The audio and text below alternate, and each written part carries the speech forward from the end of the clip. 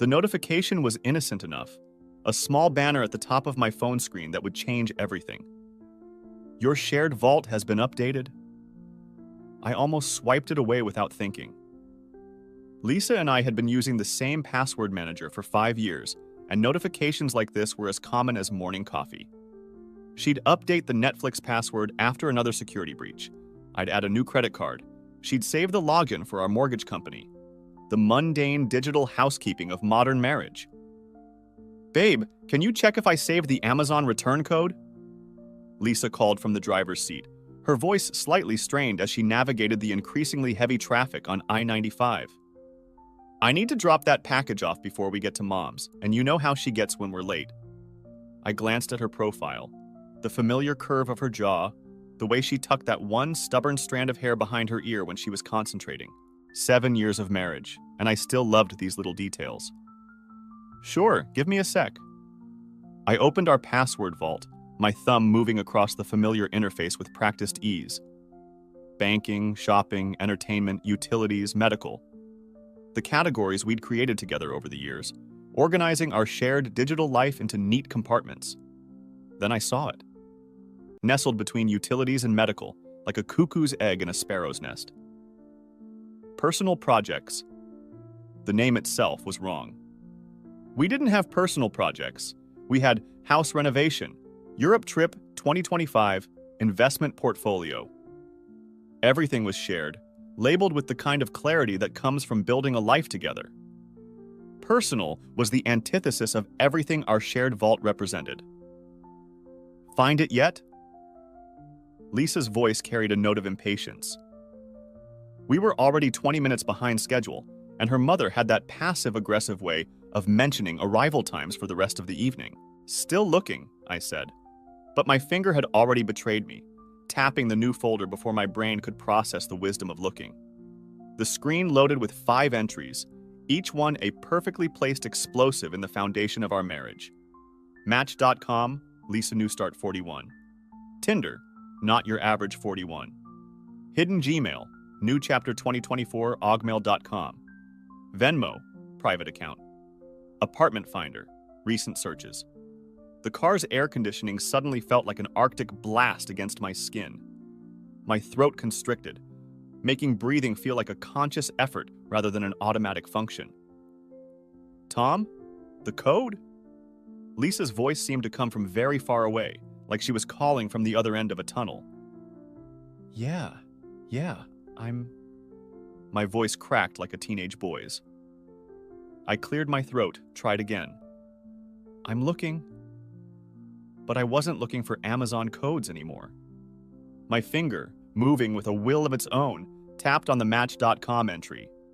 The password manager, ever helpful, displayed not just the login credentials, but also the security questions she'd stored. Security question: where did you first meet your special someone? Answer: Sam's retirement party. Security question: meaningful date? Answer: February 8th, 2024. Security question: favorite pet name from your partner? Answer: Butterfly, February 8th, 3 months ago. Sam's retirement party. The words burned themselves into my retinas. I remembered that night with the kind of clarity that comes with hindsight. Lisa had insisted we go, even though Sam was her coworker, not mine. She'd spent an hour getting ready, trying on 3 different dresses before settling on the black one I'd bought her for Christmas. How do I look? She'd asked, twirling in our bedroom. Gorgeous, I'd said, and meant it. Sam's lucky to have such dressed-up guests at his send-off. She'd smiled, but now I wondered if the smile had been for me or for whoever she was planning to meet. Is everything okay? Lisa glanced over, probably noticing my silence. You're being weird. Fine, I managed, the word feeling like sandpaper in my throat. Just reading something. My fingers moved on their own, opening the hidden Gmail entry. The password manager, in its infinite helpfulness, had captured recent subject lines from the auto login. Thursday afternoons are perfect. He's at golf again, free until 6 inches. Can't stop thinking about last night. The apartment is ready for viewing. 3 months feels like forever and not enough. Your skin still smells like my cologne. Butterfly, you drive me crazy, Butterfly. The pet name from the security question? 3 months? Since February? Found it! I forced enthusiasm into my voice that sounded hollow, even to my own ears, quickly switching to the shopping folder and rattling off a random return code I found there. My mind was racing, but I needed time. I needed to think. I needed to not vomit in her car. Finally, Lisa said with a laugh that now sounded different to my ears. I swear, sometimes I think we save too much stuff in there. Too much stuff, like evidence of an affair. The rest of the drive passed in a surreal haze. Lisa chatted about her mother's party preparations, the gift we'd bought, a spa weekend that now seemed ironic. Relaxation for her mother while Lisa created stress for everyone else. Her sister's new boyfriend who was moving too fast after 3 months of dating. 3 months. Everything was 3 months. Karen needs to be careful, Lisa was saying. You can't really know someone after just 3 months. People can hide so much. The irony was so thick, I could taste it, metallic and bitter on my tongue. I made appropriate noises. Yeah, totally. While my mind dissected every Thursday afternoon for the past 3 months. Golf league. Every single Thursday, April through October. Like clockwork, like an alibi. You're quiet, Lisa observed, reaching over to squeeze my knee. Everything okay? Just thinking about work, I lied, placing my hand over hers out of habit before realizing I was touching the same hand that had typed, "Can't stop thinking about last night," to another man. At her mother's house, I became an actor worthy of an Oscar. I smiled at the right moments, complimented her mother's new curtains, listened to her father's fishing stories with apparent interest, all while the phone in my pocket felt like it was burning a hole through the fabric. Tom's been working on his golf game, Lisa told her Aunt Margaret. Every Thursday like clockwork. He's very dedicated. Such a good hobby for men, Margaret replied. Keeps them out of trouble. I nearly choked on my wine. You're quiet tonight, Lisa's sister Karen mentioned during dessert, studying me with the kind of attention that made me nervous. Everything okay? Just work stuff, I deflected, the lie becoming easier with repetition. Big project deadline coming up. Which project? Lisa asked, and I realized with a start that she hadn't asked about my work in weeks. When had that started? The Morrison account, I invented. Very demanding client. Lisa reached over and squeezed my hand. He's been stressed lately. I keep telling him he needs to relax more. Maybe more golf would help, right, honey? She winked. Golf. Thursday afternoons. The apartment viewings. The pieces were falling into place like the world's worst jigsaw puzzle. After cake, chocolate with raspberry filling, Lisa's favorite, and I wondered whose else's favorite it might be.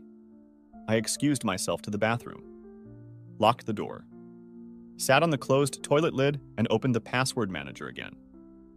This time, I went for the Venmo account. The recent transactions painted a financial portrait of betrayal. Half of deposit? $800 to Derek Matthews. Dinner last night? $75 from Derek Matthews. Can't wait for Thursday. $100 to Derek Matthews. Wine for our celebration? $50 from Derek Matthews. New sheets for the apartment? $120 to Derek Matthews. Your share of utilities. $175 to Derek Matthews. Derek Matthews. The name felt familiar, tickling the edge of my memory. I pulled up Facebook, searched, and there he was. Real estate agent. Worked at the same commercial firm as Lisa's friend Janet. Salt and pepper hair, confident smile, the kind of professional headshot that suggested success. The retirement party. The memory clicked into place like a bullet into a chamber. Janet had been there. She'd brought someone. This is Derek, she'd said. He just joined our firm. Derek, this is my best friend Lisa and her husband Tom. Pleasure to meet you both, he'd said, shaking my hand firmly while his eyes lingered on my wife. Janet's told me so much about you. Just establishing connections, Lisa had said in the car ride home. Never hurts to know good real estate people. Establishing connections. Right. I went back to the apartment finder login. Recent searches were saved in the browser history. 1-bedroom units, downtown area, lease terms, month to month. Price range, $1,200, $1,600. Search dates going back to early April. The math was easy. Split 2 ways, that's $600, $800 each. Exactly what those Venmo transactions suggested. My wife wasn't just having an affair. She was building a second life, complete with a rental agreement and utility bills. Tom? Lisa's voice through the door made me jump. You okay in there? Mom's bringing out coffee. Be right out! I called back, my voice sounding surprisingly normal. I screenshotted everything, every password, every transaction, every search, emailed them to myself, then cleared the browser history and flushed the toilet for show. When I opened the door, Lisa was standing right there, concern on her face. You were in there a while. Everything all right? Just not feeling great, I said, which wasn't a lie. Might be something I ate. She pressed her hand to my forehead, a gesture so tender and familiar it made my chest ache. You don't feel warm.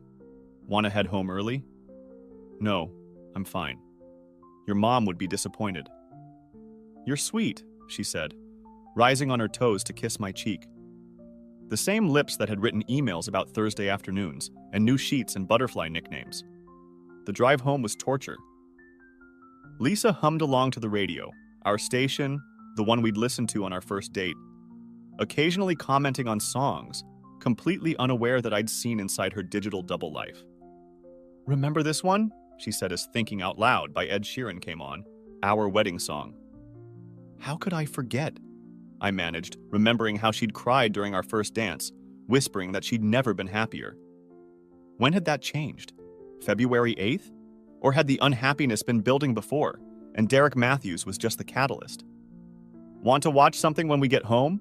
She asked as we pulled into our driveway. There's a new episode of that crime show you like. Actually, I might review some work emails, I said. That Morrison project. On Sunday night? Tom, you work too much. She leaned over and kissed my cheek again. Don't stay up too late, okay? You need your rest for golf this week. Golf. There it was again. Inside, she headed upstairs to change while I went to my office, closed the door, and began my real investigation. The hidden Gmail account was a goldmine of deception when I logged in directly using the saved password. 3 months of emails between Lisa and Derek, hundreds of them, each one a small betrayal building into an avalanche. I read them chronologically, watching my marriage dissolve timestamp by timestamp. February 9th, 1:47 a.m. Derek, I can't sleep. Can't believe we talked until the party ended. My husband didn't even notice when I came to bed late. Thank you for listening to me. Really listening. L. February 12th, 3:22 p.m. Coffee Thursday? I know a place he never goes. L. Wouldn't miss it. You deserve someone who makes time for you. D. February 14th, 11:45 p.m. Spent Valentine's with him. Dinner at Antonio's. He was on his phone half the time, checking work emails. Wished it was you across the table. Is that terrible to say? L. February 20th, 2:15 p.m. That kiss was unexpected, but not unwanted. L. I've wanted to do that since the moment I saw you. You're extraordinary, Lisa. D. March 1st, 4:33 p.m. I've never felt this way before. Is that crazy to say? We've known each other 3 weeks. L. When you know, and I know you're special. D. March 15th, 6:21 p.m. He's at golf. The house is empty. What if you came over? Just to talk. L. Just to talk? D.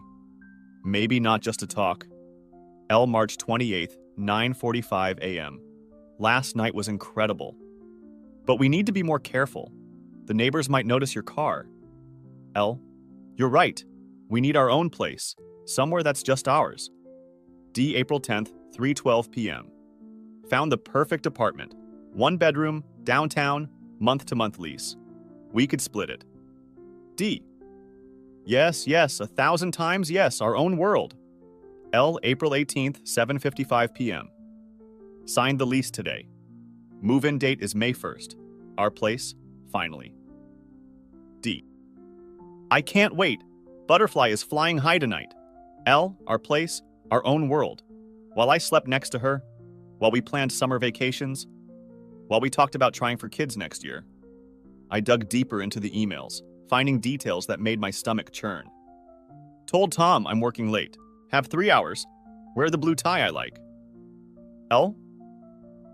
Said I have book club tonight. Can you pick up wine? The Malbec from last time. L. Tom's planning a surprise for our anniversary, pretending I don't know.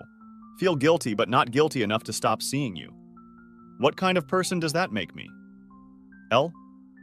It makes you human. Stuck in a marriage that stopped working. You deserve happiness. D. Sometimes I look at him and feel like a monster. Then I see you and feel like myself. L. The front door creaked. Lisa's footsteps on the stairs. Honey, coming to bed? Few more minutes, I called back, my voice surprisingly steady for a man reading his marriage's obituary. Don't work too hard, she called.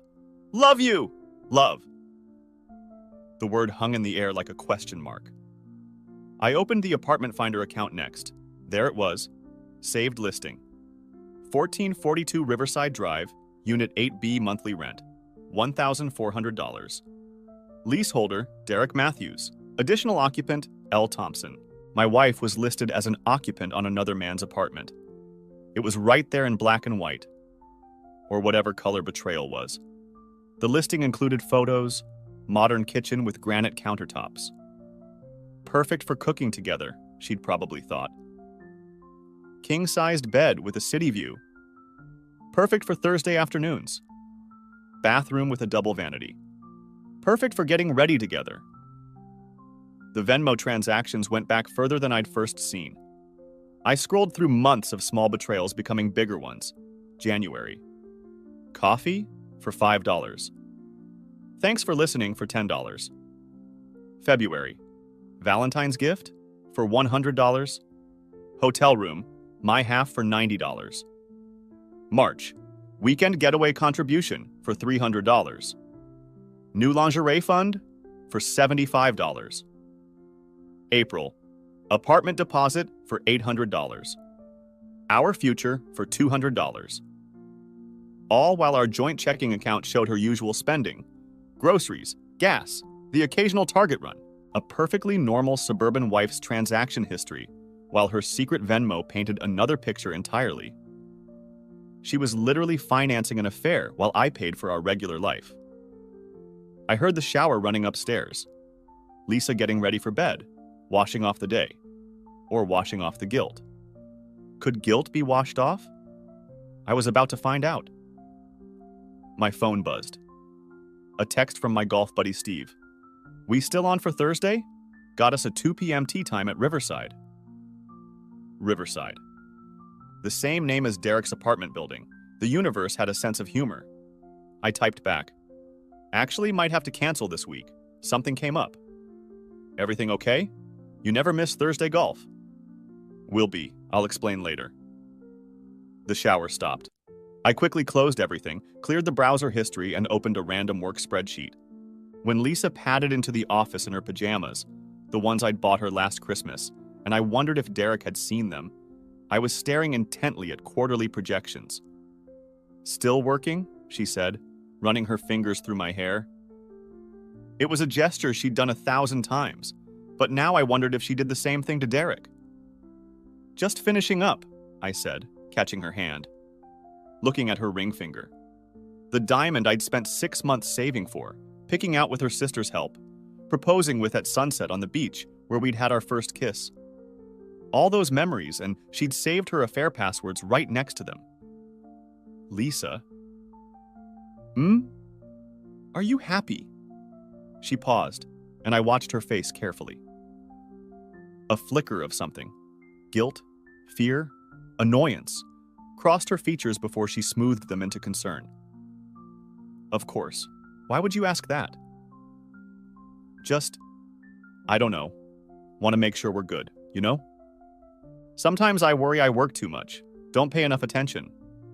She kissed the top of my head. We're perfect, Tom. Don't be silly.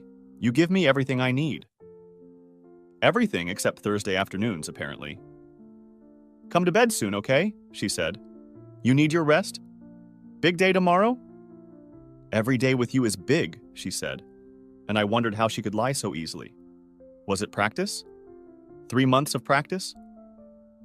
After she left, I sat in the darkness of my office, lit only by my computer screen. I pulled up our wedding photos on the desktop. Lisa in her dress, radiant. Me in my tux, looking like I'd won the lottery. Which I thought I had. There was one photo I'd always loved.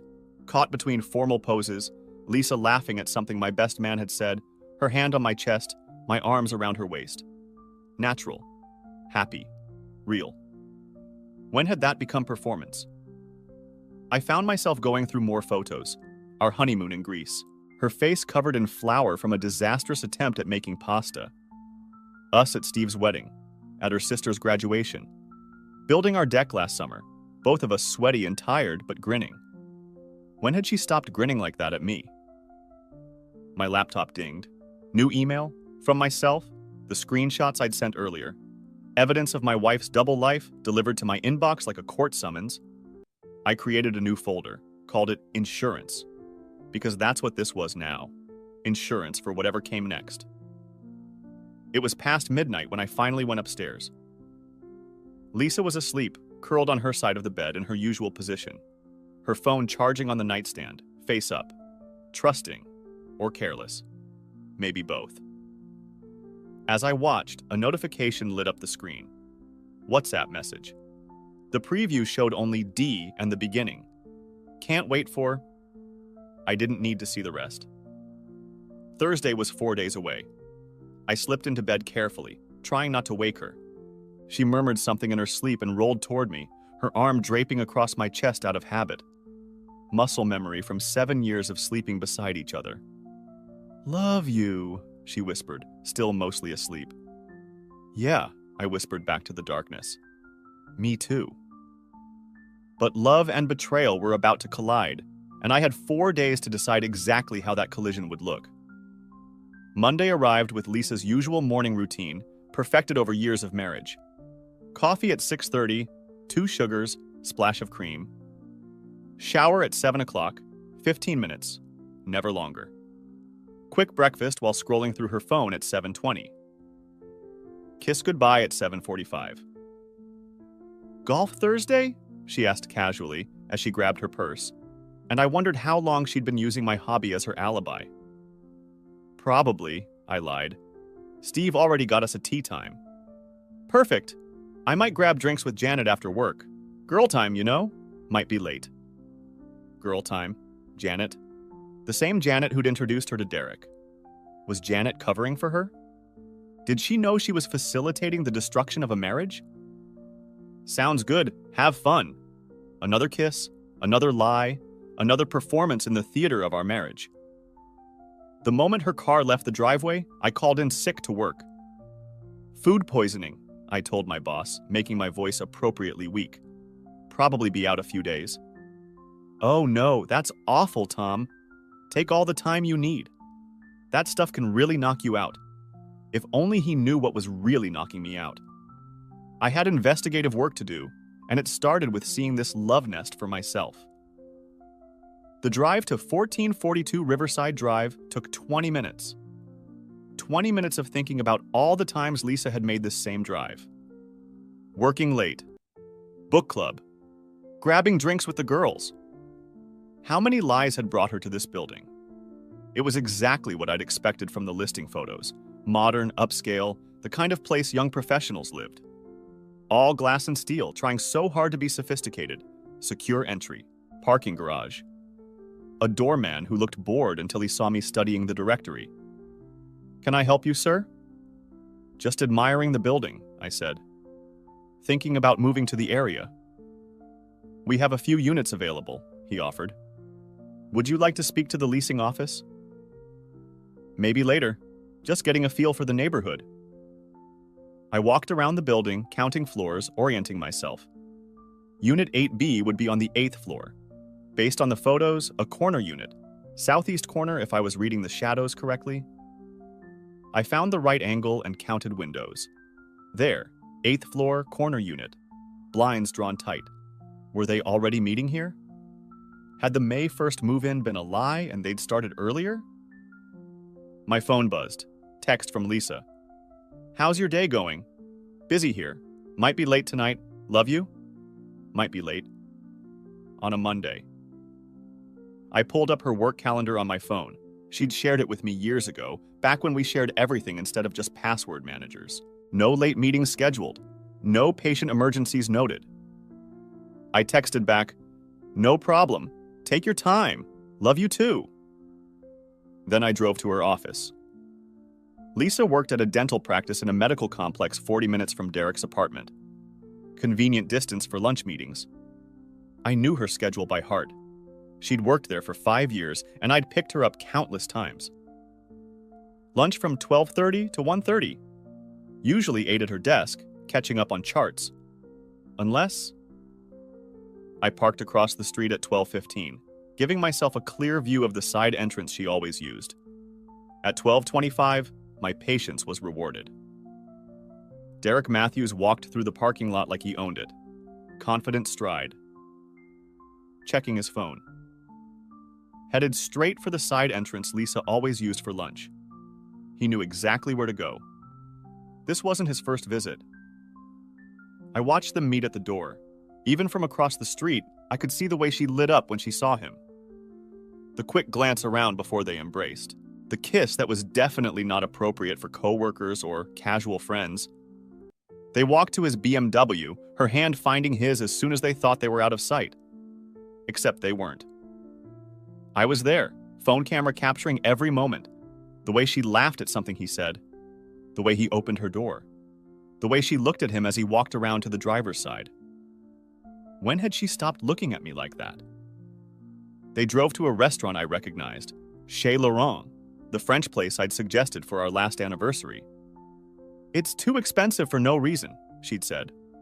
Why spend $200 on dinner when we could cook at home? Apparently, it wasn't too expensive for Mondays with Derek. I gave them 5 minutes, then walked in.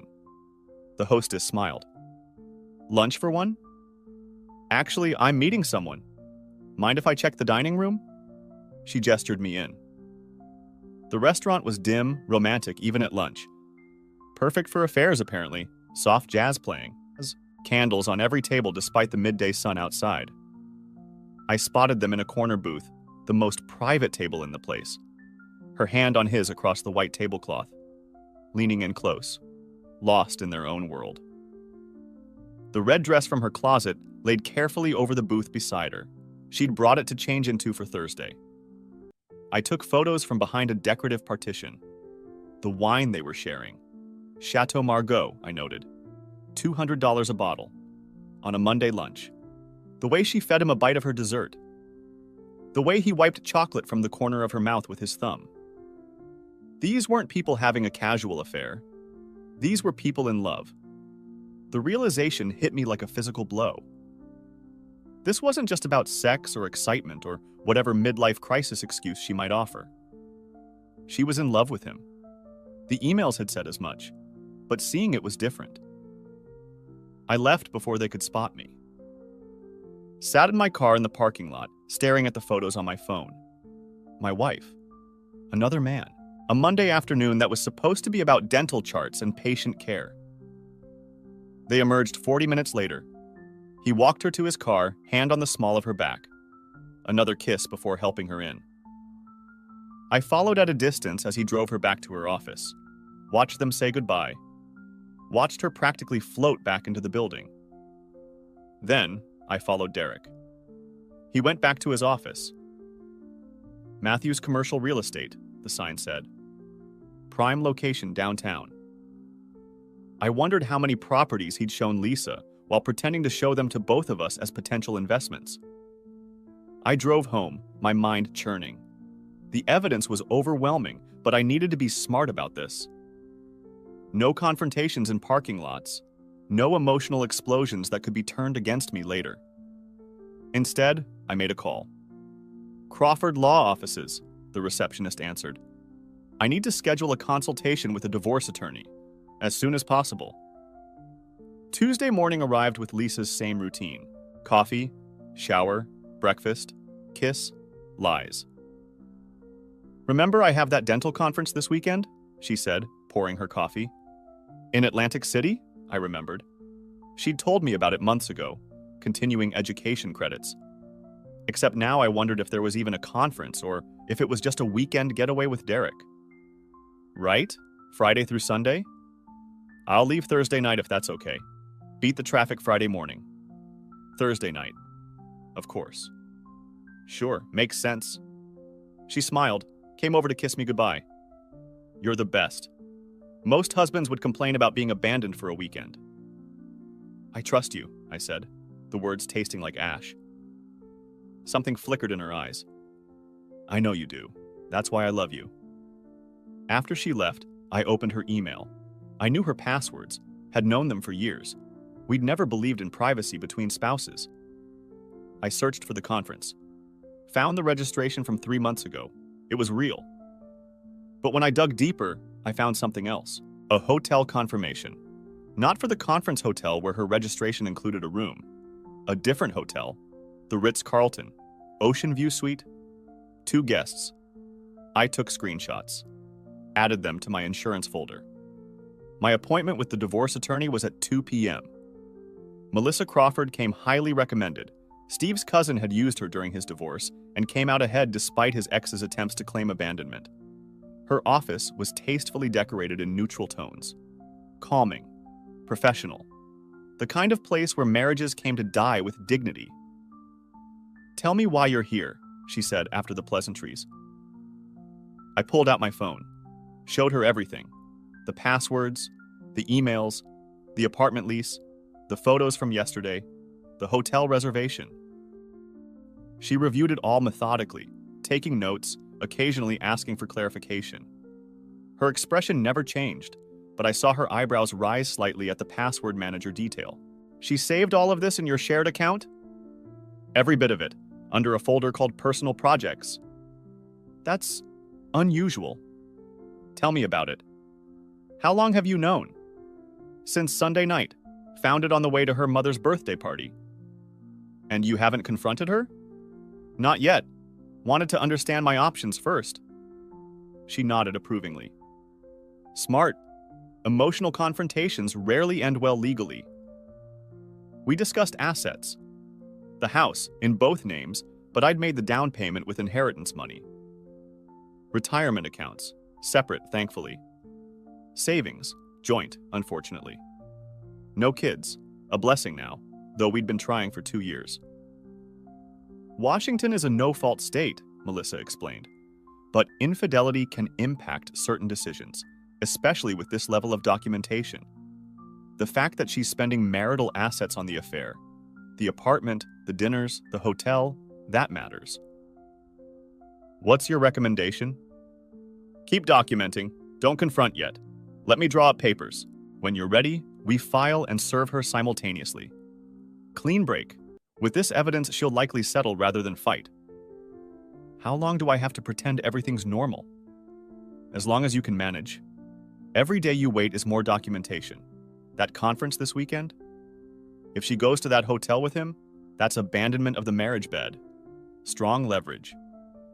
Abandonment of the marriage bed. Such a clinical term for such a personal betrayal. I left her office with a retainer agreement and a strange sense of calm. I had a plan now, a path forward. That evening, Lisa came home with takeout from our favorite Thai place. Thought you might not feel like cooking, she said, setting the bags on the counter. I know you've been stressed with the Morrison project. The fictional Morrison project. I needed to keep my lies straight too. That's thoughtful, I said, getting plates. We ate pad Thai and pad CU, talking about normal things. Her sister's wedding plans. Karen was getting married in the fall, and Lisa was the maid of honor. The house repairs we needed to schedule. The guest bathroom faucet was leaking. Summer vacation ideas. She wanted to go to Hawaii, had been researching resorts. All future plans for a future that no longer existed. I was thinking, she said, twirling noodles on her fork. Maybe we should try that new couples cooking class downtown. Might be fun? Couples cooking class. While she was splitting an apartment with another man. Sure, I said. Sounds great. That night, she fell asleep watching TV, her head on my shoulder. I stared at the screen, not seeing anything, planning Thursday. She'd told me everything I needed to know in those passwords. Where she'd be. When. What she'd be wearing. The conference started Friday. She'd leave Thursday night, which meant Thursday afternoon was their last time together before the weekend. They'd want to make it special. Wednesday brought rain and final preparations. I'd taken the whole week off. Food poisoning could linger after all. I drove by Derek's real estate office in the morning. Watched him showing properties to an older couple, all charm and professionalism. Wondered if he'd shown Lisa properties too.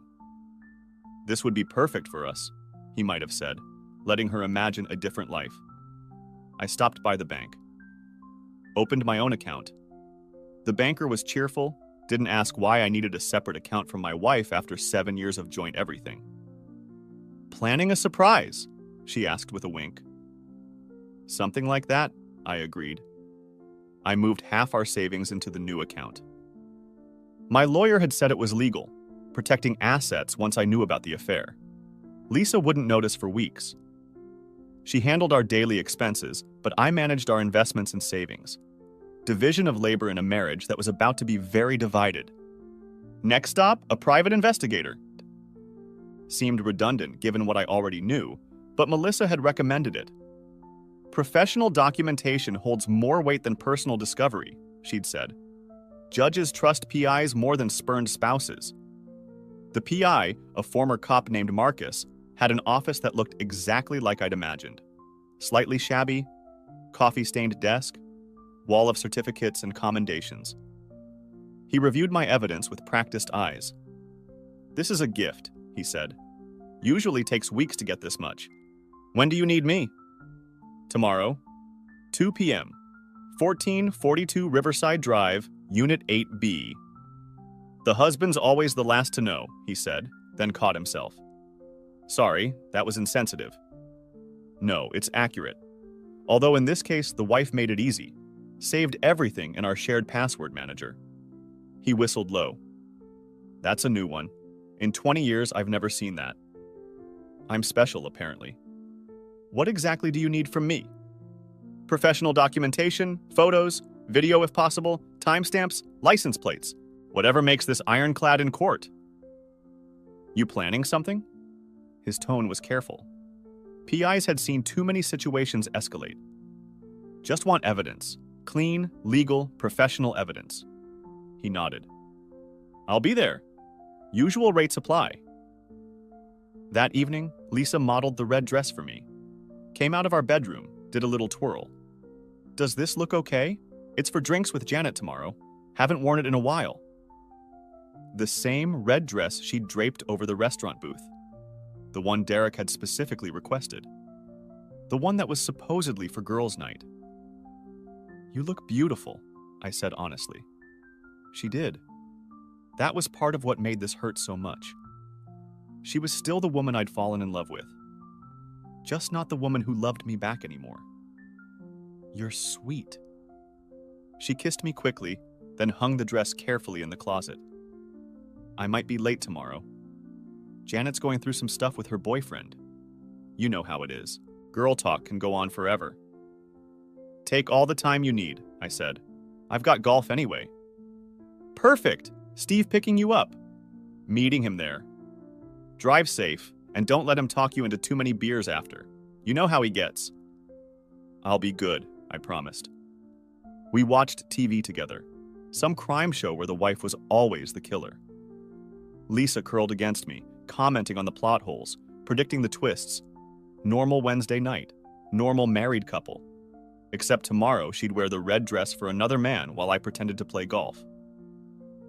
I should pack for the conference, she said during a commercial.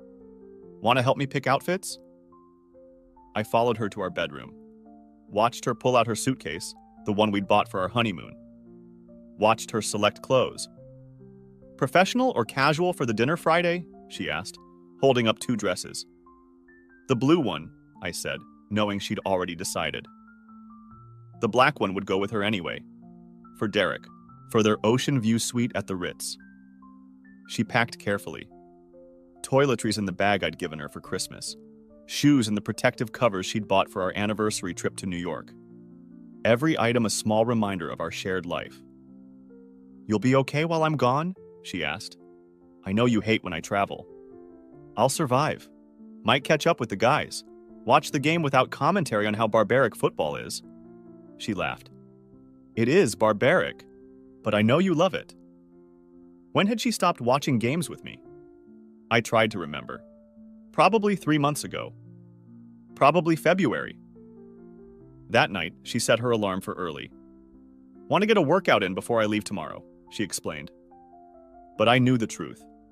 Wanted to be perfect for him. Wanted to take extra time with her hair, her makeup.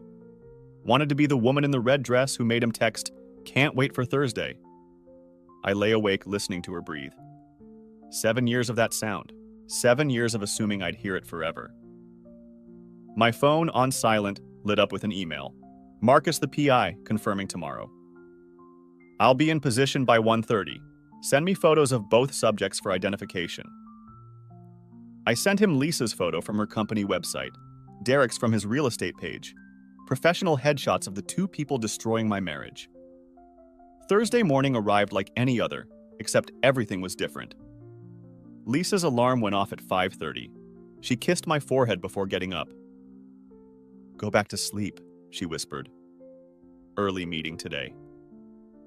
There was no early meeting. I'd checked her calendar. I dozed fitfully while she worked out in our home gym. Listened to her shower. Smelled her perfume, the expensive one, not her daily wear. Heard her moving around the walk-in closet longer than usual.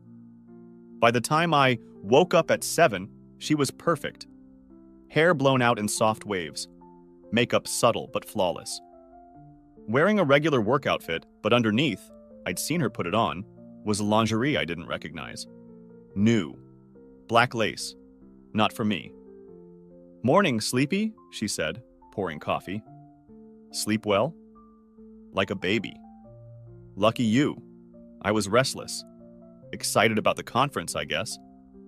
Excited about something. We went through our morning routine. Breakfast, small talk, the performance we'd perfected. She kissed me goodbye at 7:45, same as always. Have fun at golf, she called. Text me when you get home safe. Will do. Have fun with Janet. Oh, I will. Girl time is the best medicine. As soon as her car disappeared, I texted Steve. Have to cancel. Something came up. Everything okay? Will be. I'll explain later. Tom, you're worrying me. This isn't like you. I made a decision. Called him. Steve, I'm about to do something. I need you to know in case, I don't know, in case I need bail money or something. Tom, what the hell? Lisa's having an affair. Silence. Then, what? No. Lisa? Are you sure? She saved all the passwords in our shared manager, dating sites, secret email. They have an apartment. Holy, Tom, I'm so sorry. What are you going to do? Document it. Professionally, legally, then divorce her. Where are you now? Home. About to go watch my wife meet her boyfriend. Tom, is that safe? Emotionally, I mean? Probably not. But I need to see it. Need to know it's real. Want me to come with you? Good old Steve. No. This is something I need to do alone. Call me after? Whatever happens, call me. I will. At 1 o'clock, I positioned myself in the coffee shop across from 1442 Riverside. Perfect view of the entrance. Ordered a large coffee and a sandwich I wouldn't eat. Marcus the PI was already there, reading a newspaper in the corner. He gave me a subtle nod. Professional. Discreet. At 1:50, Derek's BMW pulled into the garage. I could see him through the windshield, checking his hair in the mirror, spraying cologne, getting ready for my wife. At 2:05, Lisa's Honda followed, 15 minutes apart. Did they always stagger their arrivals? Had they worked out the timing over their 3 months of Thursdays? My phone buzzed. Text from Lisa. Stuck in a long procedure. Might be later than expected. Don't wait up. The casual lie. The easy deception. The heart emoji like a garnish on a poison cocktail. I texted back. No worries. Steve and I might grab dinner after golf. Then I waited. Watched the building. Watched the 8th floor. The blinds were drawn, but I knew what was happening behind them. The red dress, the lingerie. The Thursday afternoon that was supposedly about dental procedures and girl talk. At 2:47, my phone rang. Steve. Hey buddy, you okay? You never cancel golf.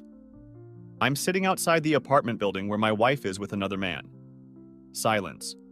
Then, Jesus, Tom, are you sure that's a good idea?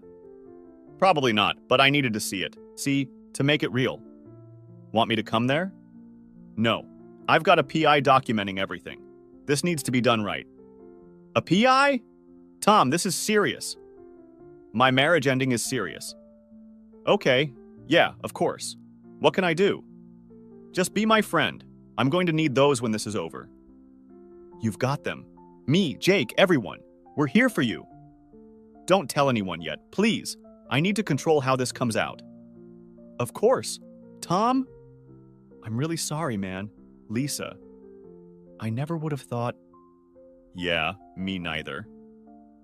After we hung up, I sat there watching the building, imagining them 8 floors up, the apartment they'd decorated together, the bed they'd picked out, the life they were building while mine crumbled.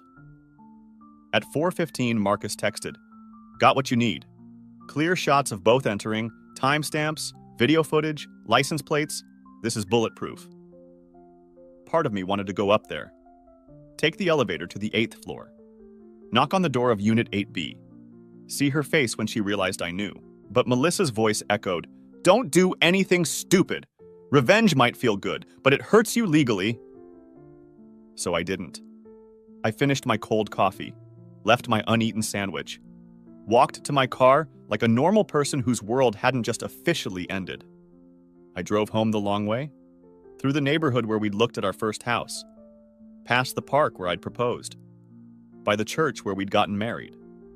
A tour of a life that was over. At home, I did mundane things.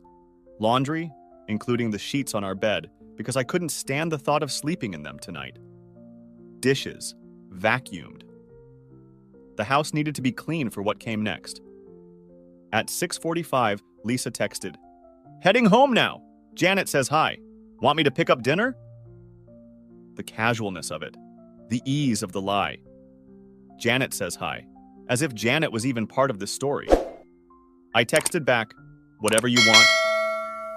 What I wanted to text was, "How's Derek? How's the apartment? How's the red dress?" But I didn't. Control, documentation, legal advantage. She came home at 7:20 looking perfectly put together. Not a hair out of place, makeup refreshed. The picture of a professional woman coming home from a long day at work and drinks with a friend. The red dress nowhere to be seen, probably in her car, would claim she'd returned it or decided not to wear it. "How was golf?" she asked, kissing my cheek. I could smell him on her. Different cologne, different soap, the smell of betrayal. "Good," I lied. "Shot an 82. "That's great! Your best score this year, right?" She remembered my golf scores, but forgot our wedding vows. Interesting priorities. "Yeah, Steve was impressed. You deserve it. You work so hard on your game." We ordered Chinese. Her suggestion, ate lo mein and orange chicken while she told me about her fictional day. The difficult patient who wouldn't stop talking. The new hygienist who kept making mistakes. Janet's boyfriend troubles that required so much discussion. "She's really struggling," Lisa said between bites. "I think she's going to break up with Kevin." "That's tough," I said. "Relationships are hard." "Yeah." I told her she needs to be honest with herself about what she wants. Can't live a lie forever, you know? The irony was so thick I could spread it on toast. Speaking of which, she continued, I should probably hit the road early tomorrow, beat the shore traffic. What time? Thinking 6 a.m., that okay? Sure, I'll probably sleep in anyway. You deserve it. Oh, that reminds me. She pulled out her phone, showed me a photo of a resort in Hawaii. For our vacation? This place has amazing reviews. Our vacation. She was planning our vacation while maintaining an apartment with another man. Looks nice, I managed. I'll book it this weekend if you want. They have a deal going. Sounds good. That night, she showered before bed. Longer than usual. Washing away the evidence. When she climbed into our bed, our freshly laundered bed, she smelled like her usual shampoo. All traces of the afternoon erased. Love you, she said, turning off her light. Big day tomorrow, I said instead of responding. The conference? Yeah, should be interesting. I'll text you when I get there. You do that. She was asleep within minutes. The sleep of someone who'd had an exhausting afternoon. I lay awake planning the next 3 days. She'd be at the Ritz with Derek. I'd be here, packing up 7 years of life. My phone, on silent, lit up with an email from Marcus. Subject line, documentation complete. Attachments included. Video of Derek entering at 1:50 p.m. Video of Lisa entering at 2:05 p.m. Photos of both cars and the garage, clear shots of them through the lobby's glass doors. Time-stamped documentation of the entire afternoon professional report summarizing all observations, everything I needed. Everything I didn't want. Friday morning, Lisa's alarm at 5 a.m. She tried to be quiet getting ready, but I was already awake. Had been most of the night. Sorry, she whispered, seeing my eyes open. Go back to sleep. Drive safe, I said. I will. Love you. She kissed my forehead and was gone. Off to her conference. Off to her Ocean View suite. Off to her other life. I waited until I heard her car leave, then got up. Made coffee. Sat at the kitchen table where we'd shared thousands of meals. Opened my laptop. First email to Melissa. She's gone for the weekend. I'm ready to proceed. Her response came quickly despite the early hour. Papers will be ready Monday. Start separating what you want to keep. Document everything you take. Photos of everything you leave. Be meticulous. Next, I called in sick again. My boss was concerned now. This is going on a week, Tom. Should you see a doctor? I am, I said. Monday. If I'm not better by then, we'll talk about short-term leave. Take care of yourself. We need you healthy. Then I got to work. I started in the home office, separated our files, taxes in one box, insurance in another. 7 years of joint documentation that would now need to be untangled. Found cards she'd given me over the years. To my wonderful husband. Happy anniversary to my soulmate. Thank you for being my rock. When had I stopped being her rock and Derek started being her butterfly? The bedroom was harder. I packed my clothes, leaving hers untouched. Took photos of everything. Her jewelry, her designer bags, the art we'd bought together. Melissa had said to document it all. I found the lingerie drawer, saw the new pieces, black lace, red silk. Things I'd never seen her wear. Things that weren't for me. Left them there. Evidence of a marriage that had ended before I knew it was over. In the closet, I found a box I'd forgotten about. Our wedding memorabilia, the cake topper, dried flowers from her bouquet, the unity candle we'd lit while promising to become one. At the bottom, a letter. Lisa's handwriting. Dated the night before our wedding. Tomorrow, I marry my best friend. I can't sleep because I'm so excited to start our life together. I promise to love you, support you, be faithful to you, and choose you every day for the rest of our lives. You're my person, Tom. Forever. I sat on the closet floor holding that letter, finally letting myself feel the full weight of the loss. Not just of my marriage, but of the woman who'd written those words. Where had she gone? When did Derek become her person? My phone buzzed. Text from Lisa. Made it to Atlantic City. Conference registration was crazy. About to grab lunch. How's your day? I stared at the text. She wasn't at the conference hotel. She was at the Ritz with Derek, but the lie came so easily. Good. Catching up on house stuff. Enjoy the conference. Thanks. There's a really interesting session on new composite materials this afternoon. I'll tell you all about it. There was no session. There was just Derek and an ocean view and my wife pretending to learn about dentistry. I went back to packing. By afternoon, I'd separated what I wanted to take. Not much, really. The things that were mine before the marriage. The things that didn't carry memories of us. Steve came by around 4. Jesus, Tom, he said, seeing the boxes. This is really happening. Yeah. How are you holding up? I don't know, numb, angry, relieved, all of it. He helped me load boxes into my car. We'd decided I'd store them in his garage until I figured out where I was going. The house would be Lisa's problem soon enough. Have you heard from her? She's texting me about conference sessions she's not attending while she's at the Ritz with him. That's... God, Tom. How do people do that? How do they lie so easily? Practice, I guess. 3 months of practice. We worked in companionable silence for a while. Then Steve asked, "What are you going to do when she gets back?" Serve her with papers. Monday morning. Let her come home Sunday night thinking everything's fine, then have her served at work Monday. Cold.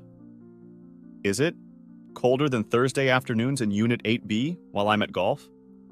Fair point. By evening, my car was loaded. The house looked normal. I'd been careful about that. Didn't want her to know anything was different when she came home Sunday. Let her walk into the house thinking her secret was safe. Steve ordered pizza. We ate it on the back deck I'd built 2 summers ago while Lisa supervised, bringing us lemonade and suggesting improvements. Happy memories turned painful. Remember when you guys had that housewarming party? Steve asked. Lisa made that amazing lasagna? Her grandmother's recipe. And she was so proud of the kitchen backsplash you'd installed together? We fought about the color for weeks. She wanted blue. I wanted gray. We compromised on that blue-gray that neither of us really liked. It looks good, though. Yeah, it does. My phone buzzed. Lisa again. Photo of a conference name badge and program. Learning so much. Miss you, though? The name badge was real. She'd registered, after all. But I wondered where she'd taken the photo. In the Ritz lobby? In their room? Was Derek watching her construct these lies? How do you respond to that? Steve asked, seeing the text. Same way she does, I guess. With lies. I typed back. Miss you too. Enjoy the learning. That night, I stayed at Steve's. Couldn't face the empty house. Lay in his guest room thinking about Lisa at the Ritz. Were they having dinner at the expensive restaurant? Walking on the beach? Making plans for their future while I dismantled our past? Saturday was for lawyers and logistics. Melissa met me at her office despite it being a weekend. You look tired, she observed. Haven't been sleeping well. That's normal. This is trauma, Tom. Don't minimize it. We went through everything. The PI's report, the financial documents, the separation of assets I'd started. You've been thorough, she said approvingly. This makes everything easier. When you know your wife saved her affair details in your shared password manager, you learn to document everything. About that, she said. In 20 years of practice, I've never seen anything quite like it. It's almost like she wanted to get caught? Or didn't care if you did. Sometimes people sabotage their marriages when they can't bring themselves to end them directly. So I should be grateful? She made my job easier? I wouldn't go that far, but it's something to consider. This level of carelessness, it's not typical. We finalized the paperwork. Petition for dissolution. Financial affidavits. Proposed settlement. All waiting for Monday morning. She'll be served at work, I confirmed. Yes. Public place, witnesses. Less chance of dramatic reactions. She hates scenes. She'll hold it together until she gets to her car. Then what? Then she'll call Derek, or maybe me. Depends on whether she wants comfort or confrontation first. Are you prepared for either? I'm prepared for everything, I said.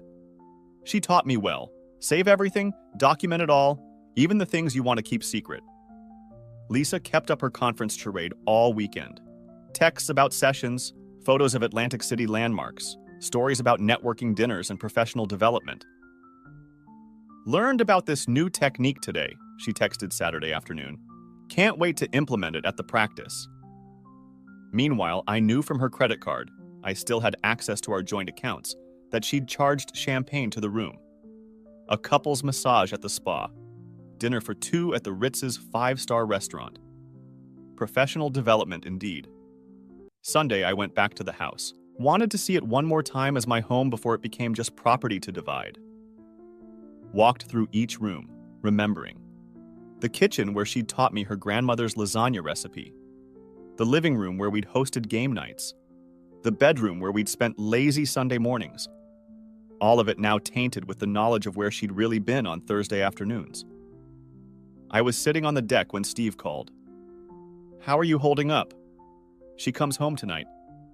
Are you going to be there? No, can't face it. I'll stay at your place. Let her have one more night of thinking she got away with it. That's probably smart. When does she get served? Tomorrow, 10 a.m. Melissa has it all arranged. And then? Then we see who Lisa really is. The woman who wrote me love letters before our wedding. Or the woman who saved her affair passwords in our shared account. Maybe she's both. Yeah, I said, looking around the yard we'd landscaped together. Maybe she's both. That evening, I got a text. Heading home. Traffic's not bad. Should be there by 9. Did you eat? Got something with Steve. Drive safe. Can't wait to see you. So much to tell you about the conference. So much to tell. If only she knew how much I had to tell her. I left the house at 8:30. Drove to Steve's. Sat in his driveway for a minute, looking at the life I was about to leave behind. 7 years, 3 months, 1 password manager. Sometimes that's all it takes. Monday morning arrived with unusual clarity. No alarm needed. I'd been awake since 4 a.m., staring at Steve's guest room ceiling, thinking about what would happen at 10 a.m. Lisa had texted when she got home Sunday night. House feels empty without you. Where did you go after Steve's? I'd responded hours later. Crashed at Steve's. Too many beers to drive home. Lightweight? See you tonight? I'll cook your favorite. My favorite. Chicken parmesan with her grandmother's sauce. The meal she'd made for our first anniversary, proud of herself for mastering the recipe. Now it would be the meal she'd never make again. At 9:45, I was parked down the street from her office. Close enough to see, but far enough to avoid being spotted. Melissa had texted that the process server was in position. At 9:55, my phone rang. Lisa. Hey babe, she said, cheerful as always. Just wanted to check in. Busy morning here, but thinking about dinner. Want me to grab anything special on the way home? The normalcy of it. The casual domesticity. Calling to plan dinner while her world was about to implode. Actually, I said, I think we need to talk about something else. Oh? What's up? You sound serious. You'll know in about 5 minutes. Tom? What's going on? You're scaring me.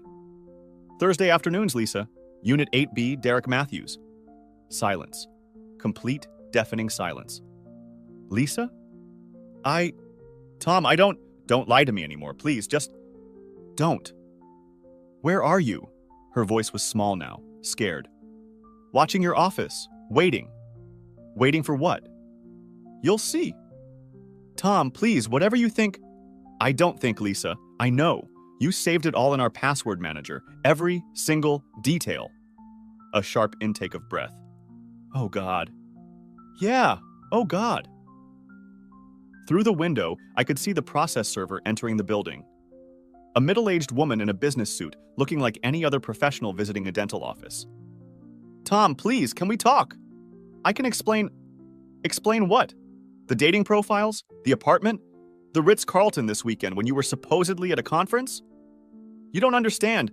I understand everything. Butterfly. Another gasp. She knew then that I'd read it all. Every email, every pet name, every can't wait for Thursday. There's someone coming to your office, I said. Don't make a scene. Just take the papers. Papers? Tom, no, please. It's done, Lisa. It's been done since February 8th, flight. I could see movement in the office now. The process server at the front desk. The receptionist pointing toward the back. Lisa emerging from a patient room. No, she whispered into the phone. No, Tom, please. I watched through the window as the process server approached her. Saw Lisa's face change as she realized what was happening. Watched her take the envelope with shaking hands. Sign the receipt, I said quietly. Don't make this harder than it needs to be.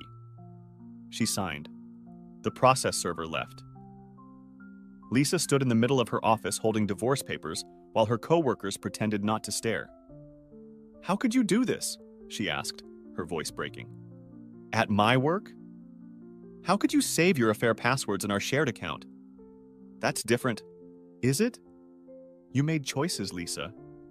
These are consequences. I can't. She was crying now. I could hear her trying to muffle it. I have patience. Cancel them. Go home. Call Derek. I'm sure he'll comfort you. Tom. Actually, don't go home. I'll be there packing. Give me a few hours. Packing? You're leaving? No, you are. Check the papers. I'm keeping the house. You can't just... I can. I did. My lawyer will contact yours. This is cruel, she said. You're being cruel. Cruel is planning Hawaii vacations while maintaining an apartment with another man.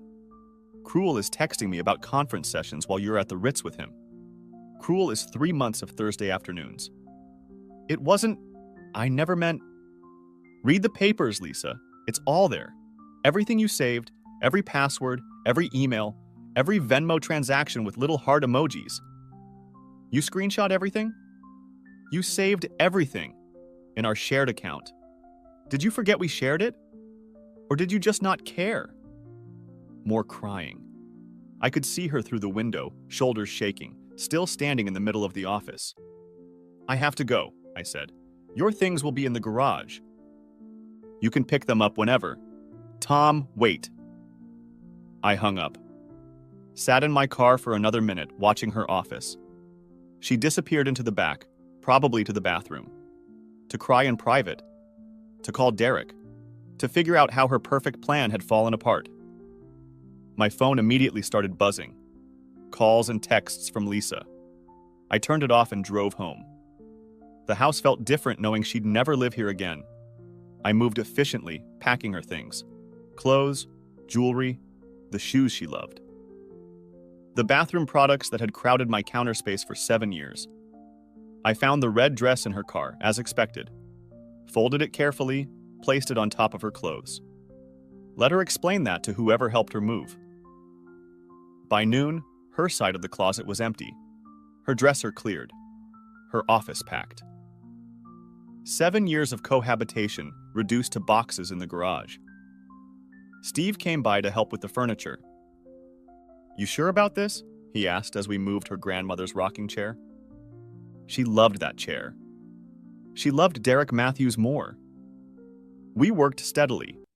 By 3 p.m., everything that was definitively hers was in the garage. The house looked strange, half empty, but it was honest now. No more pretense. No more lies. I turned my phone back on to find 47 missed calls. 63 texts. The progression was predictable. Please call me back. Tom, we need to talk. This is all a misunderstanding. I love you. Derek means nothing. Please don't throw away 7 years. I made a mistake. I'm so sorry. I'll end it with him. Please come home. Where are you? Your car's here, but you're not answering the door. Are you packing my things? This is our home. You can't just kick me out. I'm calling a lawyer. Fine, be that way. I hope you're happy. You'll regret this. We could have worked through this. You never paid attention to me anyway. Derek appreciates me. I'm done begging. The emotional roller coaster of a caught cheater. Denial, bargaining, anger, blame, everything except genuine accountability. At 4 p.m., her car pulled into the driveway. She looked terrible, makeup smeared, hair disheveled, still in her scrubs. The polished professional veneer cracked. She tried her key. I'd changed the locks at lunch. Tom! She pounded on the door. Open up! This is my house, too! I opened the door, but stood blocking the entrance. Your things are in the garage. You changed the locks. You can't do that.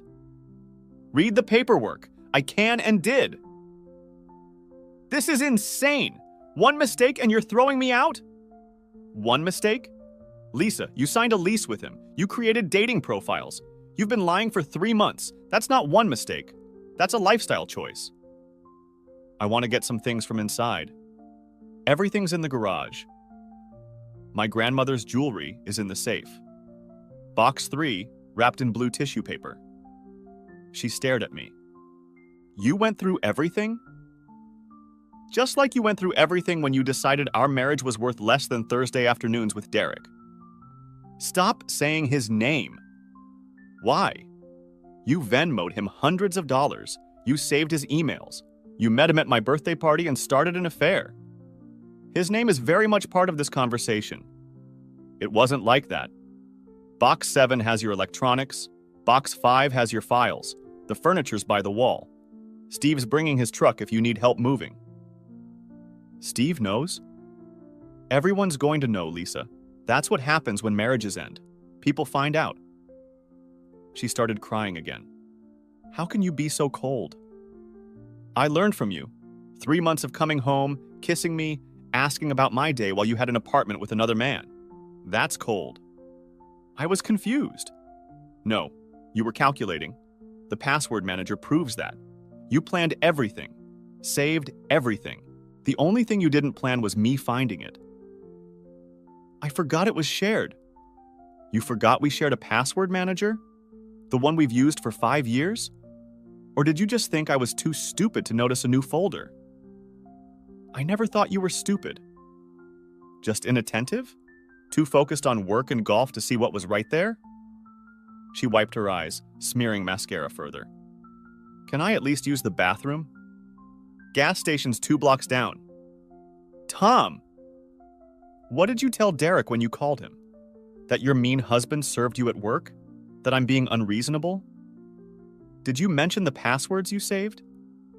Her face flushed. That's none of your business. Actually, it's very much my business. It's evidence in our divorce. This doesn't have to be ugly. It's already ugly. You made it ugly when you split an apartment with him. I'm just shining a light on it. She looked past me into the house. Our house. The house where we'd planned to raise children. I loved you, she said quietly. Past tense. At least you're honest about that. I still... Don't, please. Don't stand there and claim you love me when you spent the weekend with him. When you have Thursday afternoons. When you saved it all like a digital diary of deception. People make mistakes and face consequences. These are yours. A car pulled up. Derek's BMW. He stayed in the driver's seat watching, waiting to rescue her from the mess they'd created. Really? I said. You brought him here? I needed help moving. To our house. You brought your affair partner to our house. It's not like, get your things and go, I said. Both of you. Before I do something that complicates the simple divorce you're hoping for. She looked between me and the BMW. I'm sorry, she said finally. I know you don't believe me, but I am. I never wanted it to end like this. How did you want it to end? With me never finding out? Playing golf every Thursday while you played house with him? Coming home to me after being with him? How exactly did you see this ending? She had no answer. How could she? I watched from the window as they loaded her things into both cars. Derek trying to be helpful while avoiding eye contact with the house. Lisa crying as she carried boxes. The neighbors watching from windows. Tomorrow's gossip playing out in real time. It took them an hour. An hour to remove 7 years of her presence. When they finally left, I walked through the house. It felt lighter, emptier, but cleaner. No more secrets hiding in shared spaces. My phone buzzed. Text from an unknown number. Tom, this is Derek. I wanted to apologize. What happened wasn't meant to hurt you. Sometimes people can't help who they fall in love with. I hope someday you can forgive us. I screenshot it, added it to the insurance folder, then blocked the number. Another text from Lisa. I'll stay with my sister. We can talk when you're ready. I love you. Present tense now, hence. Now that I'd kicked her out. Now that consequences were real. Now she loved me. I poured myself a drink, the good whiskey we'd been saving for special occasions. This seem retry cake continue edity poured myself a drink, the good whiskey we'd been saving for special occasions. This seemed special enough. The end of a marriage. The beginning of whatever came next. Steve arrived around 7 with pizza and beer. How you holding up? Derek sent me an apology text, said they couldn't help falling in love. Seriously? That took balls. I think he's trying to make himself feel better, paint it as some romantic tragedy instead of what it is. Which is two selfish people who thought they could have everything. A marriage and an affair, security and excitement. Thursday afternoons and weekend conferences. We ate in comfortable silence for a while. Then Steve asked, "What now?" Now I let the lawyers handle it. Melissa says with the evidence, Lisa will probably settle fast. She won't want this going to trial. The password manager thing? Among other things, the PI got clear documentation. The financial records show she was using marital assets for the affair. The emails show premeditation. It's overwhelming. Part of me still can't believe she saved it all where you could find it. Melissa thinks it was subconscious sabotage, like she wanted to get caught. Or she just got careless. 3 months of careless is just stupid. My phone rang. Lisa's sister, Karen. You want me to answer that? Steve offered. No, I'll take it. I walked to the deck. Hello, Karen. Tom, what the hell happened? Lisa showed up at my door hysterical. Something about divorce papers and locked doors? Ask her about Derek Matthews. Silence. Then, who's Derek Matthews? The man she's been having an affair with since February. The one she has an apartment with. The one she spent last weekend with instead of being at her conference. No, Lisa wouldn't. She saved all the evidence in our shared password manager. I can email you screenshots if you'd like. Oh my God. Tom, I'm so sorry. I had no idea. Neither did I until last week. She's here crying, saying you ambushed her at work, threw her out. I served her divorce papers through proper legal channels. Her belongings were packed and ready. Her boyfriend helped her move them. That's not throwing her out. That's ending a marriage with dignity. Derek, he's here too. In your house? In his car, waiting. Unbelievable. She brings her affair partner to her sister's house and wants sympathy? I didn't know. God, Tom, I'm so sorry. What can I do? Just be her sister. She'll need that. But don't call me again about this. I can't be part of her support system anymore. I understand. Tom, for what it's worth, you deserved better. Thanks, Karen. I hung up and went back inside. Steve had cleaned up dinner and was watching TV. Her sister didn't know, I said. Most people didn't. Lisa was good at keeping secrets. Except from the password manager. We watched the game, drank beer, pretended things were normal. But during commercials, I kept thinking about Lisa at her sister's. Was she telling Karen everything? Painting herself as the victim? Or was she finally being honest about what she'd done? Tuesday brought lawyers and reality. Melissa called early. Her attorney reached out. Bradley Hutchins. Young guy, aggressive usually. But he sounds different. I think they want to settle. Already? The evidence is overwhelming. He knows they can't win if this goes to trial. Public adultery, financial impropriety, abandonment of the marriage. No judge would side with her. What are they offering? They want to meet. Tomorrow, all parties. Including Derek? God, no. Just you, Lisa, and the attorneys. Are you ready for that? Was I? It had been less than 48 hours since I'd served her, but dragging it out wouldn't make it easier. Yeah, let's get it done. Tom, she might cry. Beg. Try to manipulate the situation. Are you prepared? She saved her affair in our shared password manager. I'm prepared for anything. That afternoon, I went back to work. Tried to, anyway. My boss was understanding about my extended food poisoning. You look terrible, he said. You sure you're ready to be back? I need the distraction. If you need more time, I'll let you know. But work was impossible. Every email reminded me of Lisa's secret Gmail. Every password prompt made me think of personal projects. Every calendar notification for Thursday made me wonder what she'd be doing now that golf wasn't her cover story. By 3 p.m., I gave up and went to Steve's driving range. Hit balls until my hands hurt. Each swing was therapy. Each perfect strike was a small victory against the chaos. Thought I'd find you here, Steve said, appearing at the next stall. Your boss called, said you left looking rough. Couldn't focus. Want to talk about it? Tomorrow I have to sit across from her, with lawyers, divide up 7 years. That's got to be brutal. You know what's brutal? She's still texting me. Love notes, apologies, like nothing happened. Show me. I pulled up my phone. The latest, thinking about our first date, that little Italian place. You were so nervous you knocked over the wine. I knew I loved you then.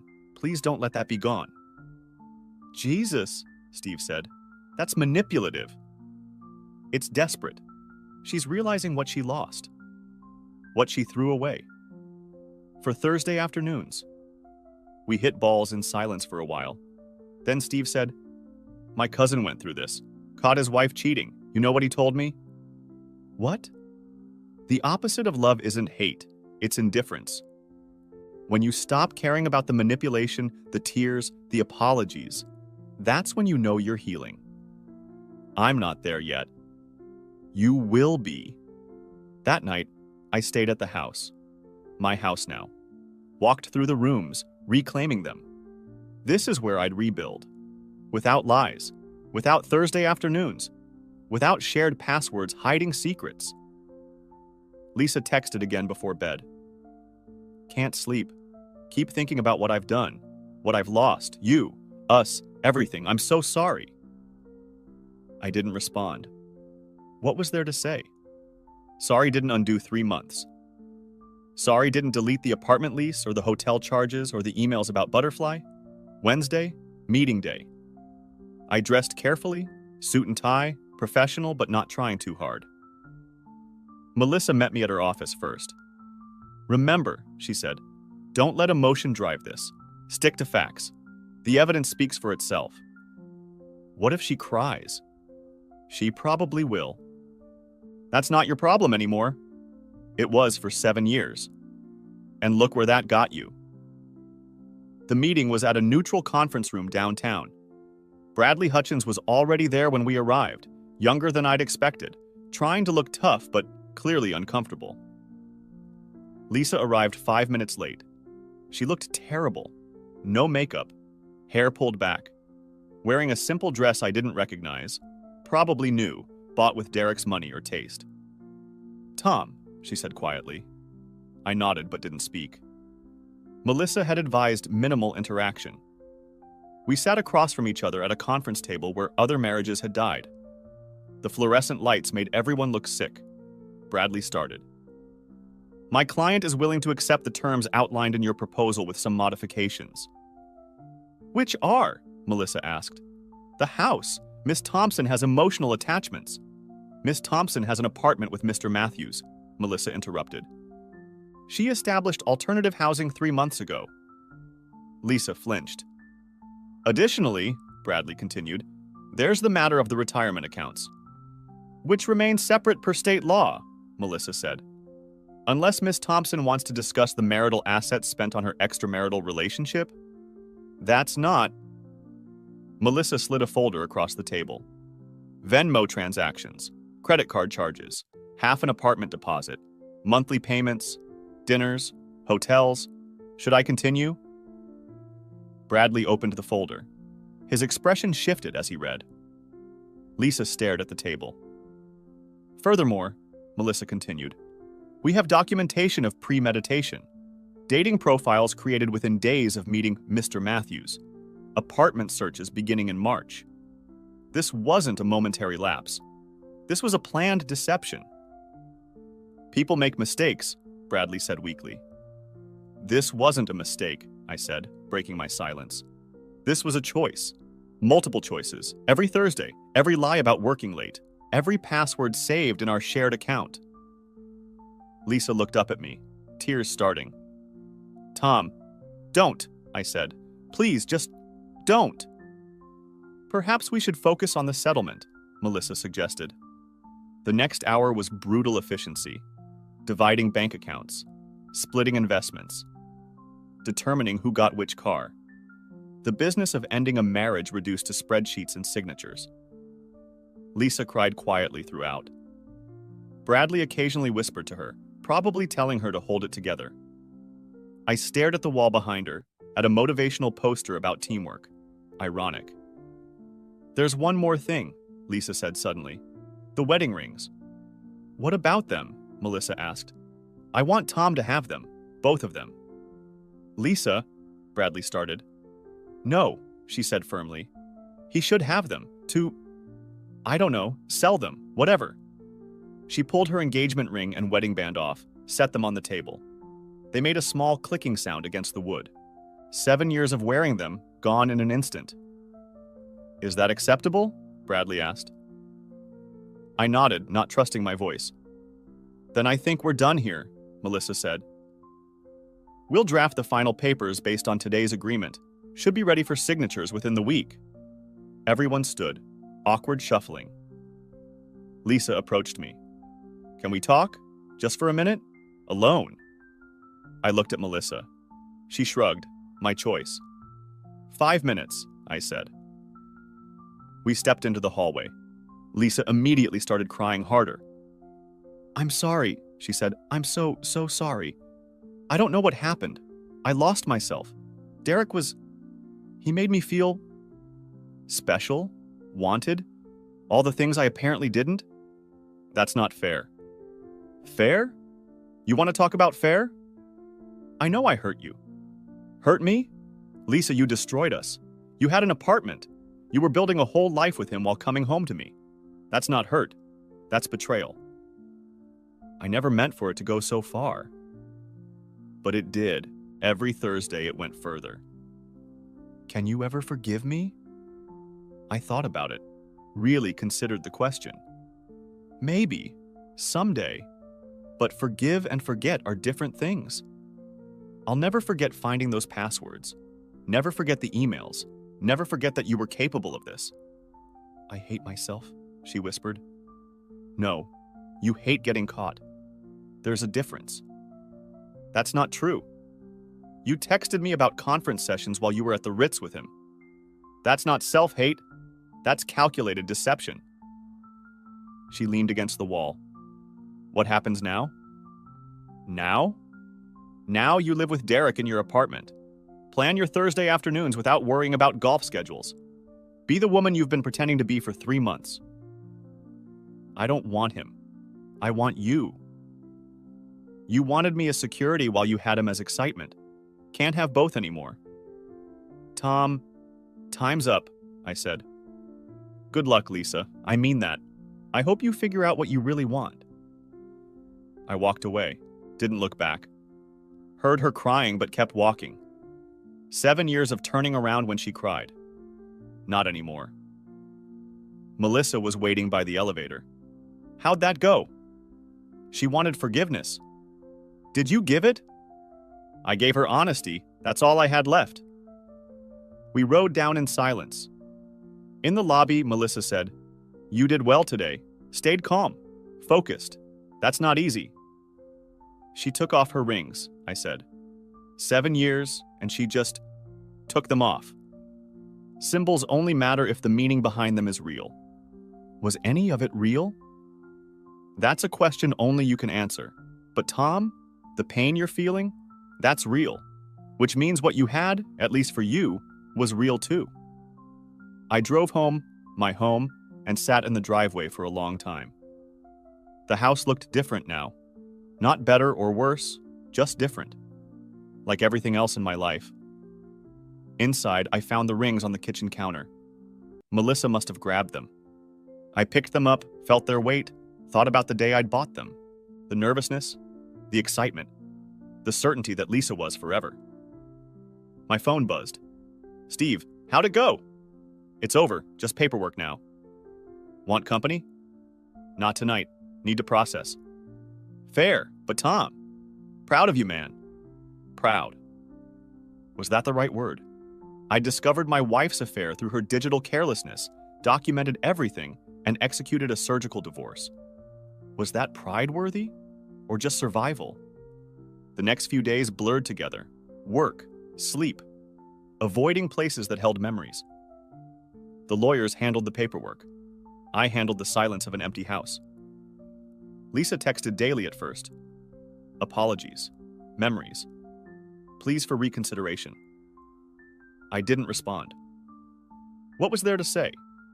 The password manager had said everything necessary. Then the texts changed. Anger crept in. "You won't even talk to me? 7 years and you can't give me a conversation." I made one mistake, and you threw me away like garbage. Derek treats me better than you ever did. I hope you're happy in that empty house.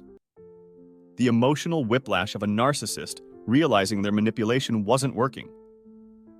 I screenshot them all, added them to the insurance folder. Evidence of who she really was when the mask slipped. A week after the meeting, the final papers were ready. We met again, same conference room, same fluorescent lights. This time, Lisa looked different. Hair done, makeup perfect. Wearing a dress I recognized, one she'd worn to my company Christmas party. "You look well," she said. "Thanks." She signed where Bradley indicated. I signed where Melissa pointed. Our marriage dissolved in ink and timestamps.